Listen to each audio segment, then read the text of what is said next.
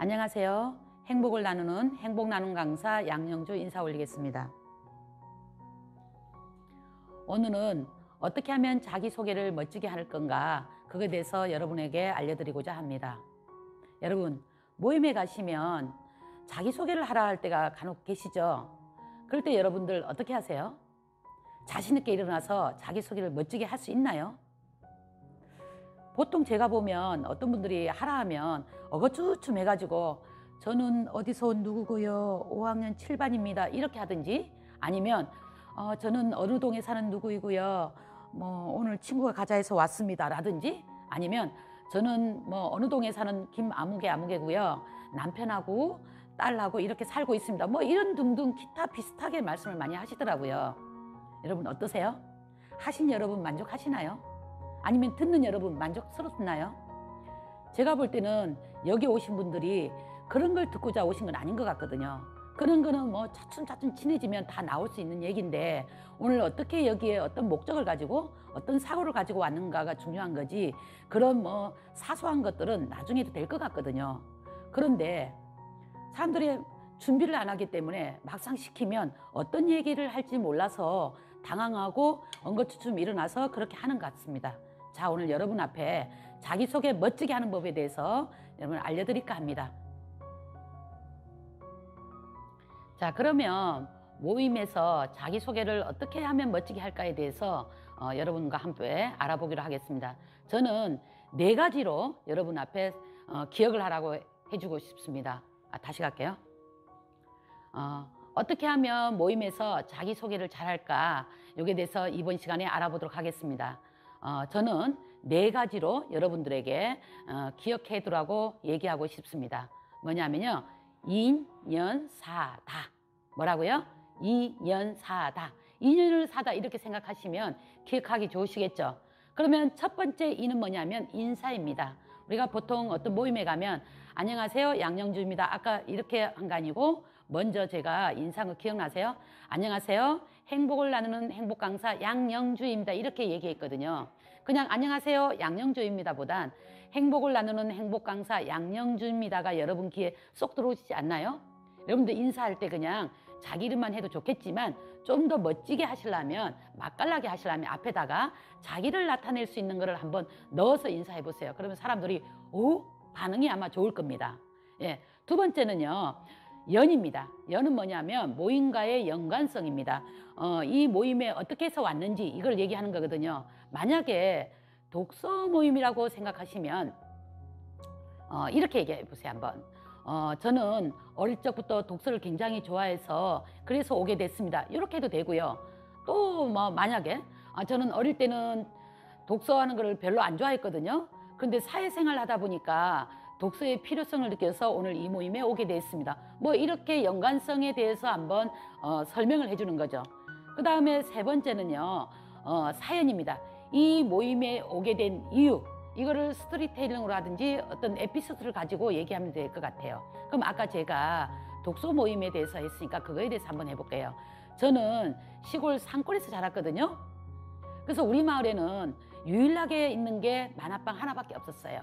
그 만화방에는 동화책과 그 다음에 소설책 이런 거 토탈 서점이라 생각하시면 됩니다. 거기서 저희 둘째 오빠가 책을 빌려다 읽었거든요. 그러면 저는 오빠가 읽고 난 다음에 밤새 그 책을 읽었어요. 그런데 저희 아버지께서 전기세 많이 나온다고 불 끄고 자라고 굉장히 고함을 치셨어요. 그럴 때 저는 얇은 이분천이 있어요. 그거 갖고 창문을 요래 가려가지고 막 숨죽이면서 밤새 읽었던 기억이 나거든요. 그래, 어른이 돼서도 저는 책 읽기를 좋아해서 계속 읽었는데요. 제가 결혼을 하고 이제 일가정 양립을 하다 보니까 책하고 자연히 멀어지더라고요. 그렇게 세월이 지나다가 어느 날 문득 저 가슴 속에서 꿈틀대는 걸 느꼈어요. 책을 한번 써보고 싶다는 거예요. 근데 저는 고작 했던 게 일기 쓴 것밖에 없거든요. 그럼 어떻게 쓰면 되지? 어떻게 하면 되지? 막 이렇게 고민하고 있을 때 제 친구가 이 모임을 소개해 줬어요. 그래서 이 모임에 오게 됐거든요. 이런 식으로 오게 된 사연, 이런 거를 맛깔나게 스토리텔링으로 꾸며서 하면 되는 겁니다. 그 다음 마지막 4번째는요, 다짐입니다. 이 모임에서 내가 하고 싶은 거, 해야 될 거, 이런 걸 얘기하면 되는 거죠. 그러면 예를 들어서 독서로 계속 갈게요. 여기에 대단한 분들과 알게 돼서 정말 영광입니다. 앞으로 절대 빠지지 않고 이 모임에 와서 제가 많은 걸 배워가겠습니다. 여러분 잘 부탁드리겠습니다. 행복 나는 강사 양영주였습니다. 이렇게 인사한다면 어때요? 사람들이 귀를 기울이고 쫑긋해서 저 얘기를 들어주지 않을까요? 그럼 여러분들이 그럴 걸 어떻게 해? 뭐 이렇게 하시는 분도 있을 거거든요. 준비를 하셔야 되죠. 자기소개하는 법을요, 몇 가지로 이렇게 준비를 한 3가지 정도만 준비해 놓으시면요, 그때 상황에 따라서 그 문구만 좀 바꾸면 아주 쉽게 할 수 있어요. 근데 사람들이 잘 안 될 것 같은데요, 어려워요 이러거든요. 어떻게 한 번에 다 할 수 있겠어요? 그게 한 번에 다 하는 사람은 천재죠. 예, 그런 누구나 다 떨리고 다 한 번에 할 수는 없어요. 그런데 연습을 하시면 되고요. 이때 자기소개서 할 때 조금 준비해야 될 게 있어요. 뭐냐면 우리가 조금 가다 보면 막 좀 안 해야 될 거를 막 할 때가 있거든요. 그래서 조금 자기소개서 할 때 미리 이런 거를 준비해라, 이게 좀 조심해라, 이렇게 하는 거 4가지로 제가 말씀을 드리겠습니다. 첫 번째는요, 시간을 잘 지키랍니다. 보통 사회자가 짧게 한 말씀 해주십시오 했는데도 불구하고 그걸 아주 길게 하시는 분들이 계시거든요. 만약에 모임에 20분이 왔다 생각해 보세요. 그러면 내가 예를 들어서 뭐 3분 했다면 그게 30분 되는 거예요. 60분, 1시간이 인사 소개하는데 다 흘러가 버리는 거예요. 그래서 자기소개서는 1분에서 만약 긴다면 1분 30초 내에 하면 좋을 것 같아요. 그리고 많은 사람들이 길게 했다고 그 얘기 다 들어주는 거 아니거든요. 20초만 지나면 사람들이 집중력이 떨어진대요. 근데 어떤 분들은 뭐 3분, 5분, 심지어 7분까지 하시는 분들도 있거든요. 사람들은 남의 얘기를 듣기보단 자기에게 하는 걸 좋아하세요. 그렇기 때문에 짧고, 우리가 광고 보면 15초 하시잖아요. 텔레비 광고 같은데. 그것처럼 짧고 임팩트 있게 하는 게 더 사람들 앞에 집중력을 시켜주고 호감을 갖게 할 수 있습니다. 두 번째는요, 그 모임의 성격에 맞게끔 하라는 겁니다. 어떤 분들이 보면 너무나 엉뚱한 얘기를 하셔서 저 얘기를 여기서 왜 하지? 무슨 얘기를 하려 하지? 이렇게 생각될 때가 있거든요. 그 모임에 맞게끔 해야만이 공감을 이끌어낼 수 있는 겁니다. 아까 앞에서 제가 독서했을 때 이 모임에 오게 된 사연을 얘기했잖아요. 그러니까 사람들이 그렇구나, 끄떡끄떡 공감을 할 수 있었을 겁니다. 그렇게 사람들이 공감을 이끌어내는 얘기를 하라는 겁니다. 세 번째는 어려운 말을 쓰지 말랍니다. 간혹 보면 거기서 자기 존재감을 나타내려 그런지 모르지만 고사성어나 사자성어 쓰시는 분들이 계시거든요. 말은 누구나 듣기 쉽고 편한 말을 해주시면 돼요. 그래서 제일 쉬운 말로 편안하게 해주신 게 인기 있습니다. 자, 4번째는요, 마무리 멘트를 잘하라는 겁니다. 뭐냐면 처음도 중요하지만 끝도 굉장히 중요하거든요. 나를 어필할 수 있는 게 어쩌면 마무리 멘트일지도 몰라요.